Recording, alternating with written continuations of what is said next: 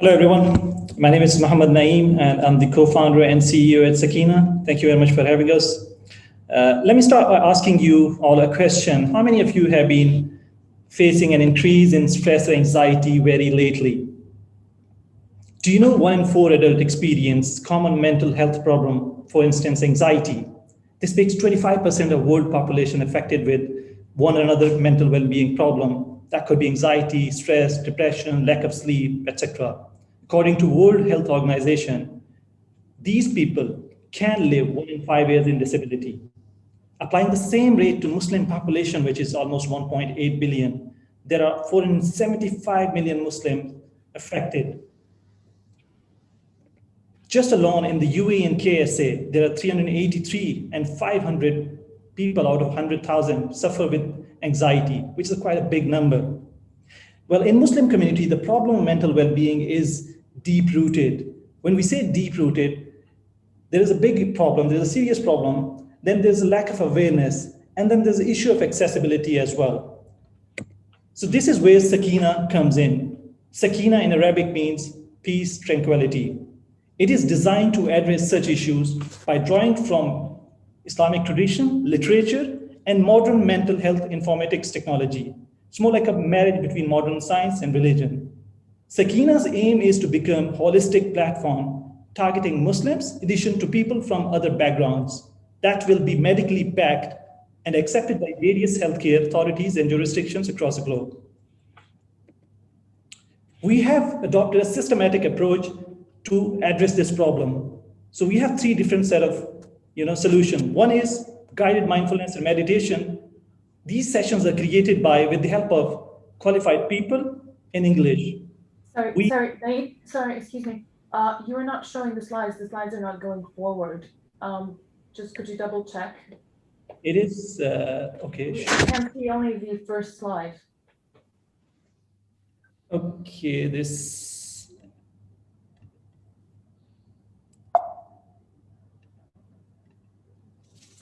It says it's paused. Is it paused from your end or my end? I think it's paused on your end. Sorry, just give me a second. Is that okay now? Yeah. Okay, so I'm just going to keep it that way. Sorry. So we have a very systematic approach when it comes to addressing these problems. We have 3 different set of solutions, which is guided mindfulness and meditation, support group, which is peer-to-peer. If somebody is struggling with one or another issue, they can seek help from within the society community by, addressing it anonymously or publicly. And there is one-to-one solutions as well. When we talk about Muslim market size, out of 475 million Muslims who are struggling, there are 109 million Muslims who have access to the platform, Sakeenah platform, and they have an issue as well. Our aim is to acquire 5% of that market and 3% of the market down the line in 5 years. And don't forget that mindfulness meditation market is growing at the rate of 100% on year basis. It was 8 million in 2015, and is now almost 200 million by the end of 2019. We have built our platform on React Native technology. Currently, we are running a beta version, and in less than 1 year, our achievement has been, we have 15,000 downloads, out of which 65% are active users. We define an active user, someone who has used the app and once in a week. We have 600 paid users. And not to mention that out of these 600 paid users, 85% are acquired organically, which means no spend on marketing. Our users are highly engaged. When I say highly engaged, on per session, they spend 5 minutes, whereas on other apps like Sakeenah, it's shy of 2 minutes. Our conversion from free trial to paid is almost 70%. Out of every 10 people, 7 become paid user. Our retention month-on-month basis is 57, which is reflection of our content. Our solution is quite effective for the target audience. We have grown our user base based on organic activities. So far, 85% of that. But primarily, we would be spending 50% of our marketing budget on social media marketing, influencer marketing, whereas the rest of the money would be spent on email and video marketing. We have split our roadmap in 2 phases. Phase one is rolling it out in Western and developed countries for various reasons, including higher awareness of the problem, acceptability of the problem, and purchasing power. Our plans to obtain medical backing follow this rollout plan. For example, we are in discussion with National Health Services in the UK to obtain backing by 2023. Our phase two is rollout for the rest of the world. Our current user base is also a reflection of our plan, where 70% of our customers come from Western and developed countries. Of course, once we add 3 languages, which is Urdu, Hindi, Malay, and Arabic, our user base from other regions would also increase. We have a very strong team behind Sakeenah, people from different backgrounds and different strengths. Dr. Hamada Al-Talib, for example, is a Chief Mental and Informatics Officer, is PhD in Psychiatry and Professor at Yale. He's also founder of Muslim Mental Health Journal. Primarily, he's taking care of content and conversation negotiation with institutions like NHS. Kashif Hamid, who is a Chief Product Officer, comes with 15 years of experience working in app industry. I have 10 years of experience working in the UK and UAE with companies like LVMH, Ernst & Young, etc. We have an advisor like Sir Shahzad Yunus, who is the founder of Muzmat, a Muslim matchmaking app based out of UK. Our key metrics and financials, currently we have 600 paid users. By the end of 2021, we're aiming to increase it to 3,700, which is almost 500% increase. By the end of 2022, we are looking at 359% increase and an average of 300% in 2023 and 2024. By the end of 2025, we will have 400,000 paid users. The money we are raising, which is 125,000, we have almost achieved 50% of that. 55% of that is being spent on content creation and tech development. 40% is spent on marketing, and only 5% is spent on operations. It's very important to mention as well, being founder and working full-time, we are not taking any salaries. In fact, it's a bootstrap so far. So I would like to close it by mentioning why Sakeenah is a great opportunity. Scalability. Our solution is scalable and has a huge market to address. 475 million Muslims specifically and 1.8 billion general. And we are addressing a real problem, people's problem. We are working with authorities like NHS, Ministry of Health in the UAE to become medically backed by the end of 2023.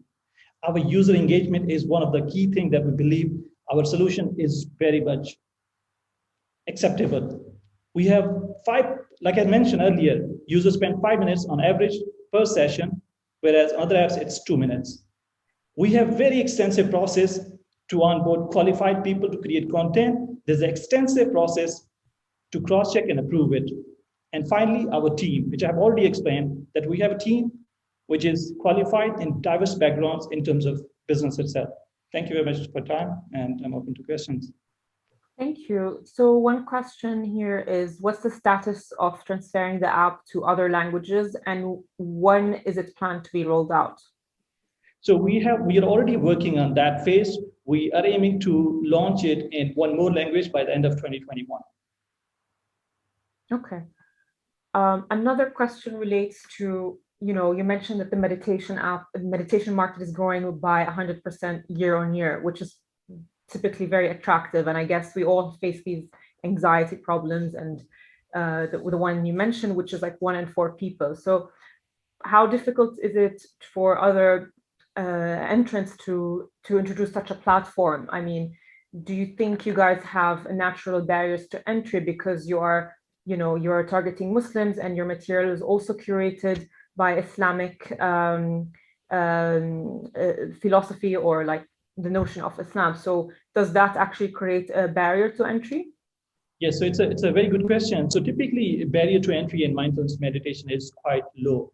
However, in terms of what we are doing, it's not easy to enter the market because of several reasons. One of the key reasons is the nature of content, nature of the audience we have.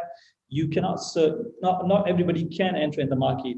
Whereas if we look at even currently at our data, at our user base, at engagement, which is quite high, that makes it a bit difficult for someone to just directly jump into the market. So it's relatively higher than standard market of mindfulness meditation. Okay, and a related question in terms of becoming medically backed by, healthcare institutions in various jurisdictions. How easy is that, basically, given the fact that you're targeting Muslims specifically? So how easy would that be in Western countries? Do you think it would be an obstacle for your rollout with the NHS or other healthcare institutions? I'm interrupting. So being medically being backed is a strategic thing for us, and it's not just being backed. We are working at the fundamentals with institutions like National Health Services to make sure that we comply with certain regulations. And how are we taking it from country to country? We're not, rolling out this feature of one-to-one session singularly in all over the world. We are taking it to country. So how are we doing it? We are working closely with different authorities in respective countries, like we give an example of NHS, to make sure that we are regulated with them. We are secure. We have those fundamentals in place of malpractice, someone exploiting the platform, to make sure that it's not, and then we take to next level. That's why we taking it step by step. It's also very important to mention that we are not positioning ourselves, we have not branded ourselves as a replacement of clinical solutions. We make it very clear right from the beginning that we are not a replacement to clinical solutions. We are just a support platform, we are a support business where we are helping you to navigate through these problems. And let me also add up that, for instance, if somebody comes in who has suicidal thoughts, and there is an onboarding process for that person. So if our machine learning realize that the person is a subject in terms of being critical, we don't give access to the platform, whereas we are trying to work around the phenomena process to report or at least redirect him to in-person help. Sure. Do you also, there's two more quick questions quickly if you can answer. Do you also feel that you have a unique user base in terms of, let's say engagement per session versus other meditation apps? Yes, so that's what I've mentioned a couple of times, that we measure on two things, our user engagement. One is that how frequently it is being used, which is at least once in a week, which is quite high. And second is that the time average per session they're spending. So it's relatively higher than other players in the market, which is 5%. So that's why we believe that what we're doing is in the right direction. There's a lot of things needs to be done. That's what we're working on, which is in next phase. But currently, that's what makes us stand out. And last but not least, since you're gathering data, people registering to your platform, do you think you can also position yourself as a data player for potential acquisitions down the line? A data play, basically. Yes. So when we onboard any user, we collect certain set of data. So which is your name, age group, your marital status, and what's your employment status and where you're based. So this sort of data is going to help us at multiple levels. One is that it helps us to create effective solutions. Second is that give that access, some sort of market research to medical industry in terms of public sector, to tell that what sort of problem is being faced by whom. And then thirdly, when it comes to any acquisition, any business transaction, this data can be utilized in multiple ways. It could be cross-selling, or it could be simply using it for medical purposes. However, I would also like to make it clear that our data is not for sales.